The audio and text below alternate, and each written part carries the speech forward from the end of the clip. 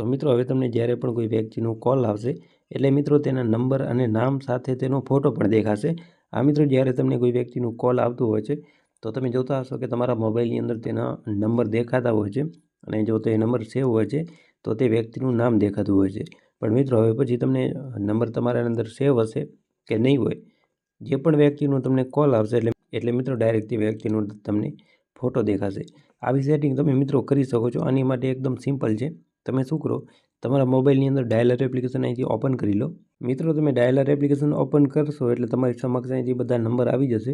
હવે શું કરવાનું રહેશે, હવે મિત્રો તમારે જે પણ નંબર ઉપર ફોટો રાખવો હોય એટલે કે તમે ઈચ્છતા હો કે જે પણ વ્યક્તિનો તમને કોલ આવે ત્યારે તે વ્યક્તિનો ફોટો દેખાય તો અહીંથી તમારે એક નંબર સિલેક્ટ કરી લેવાના। આ રીતે નંબર મિત્રો સિલેક્ટ કર્યા પછી આ જે ઉપર મિત્રો આ જે ઓપ્શન આપેલું છે તેની ઉપર તમારે અહીંથી ક્લિક કરવાનું એટલે આ રીતે અહીંથી આવી જશે, તે વ્યક્તિનો નંબર આવી જશે, નામ આવી જશે અને અહીંથી મિત્રો આ જે પ્લસનું આઇકન આપેલું છે તેની ઉપર તમારે અહીંથી ક્લિક કરવાનું। તમારી ગેલેરી અહીંથી ઓપન થઈ જશે। ત્યાર પછી તમારે આની અંદર એક ફોટો સિલેક્ટ કરવાનું।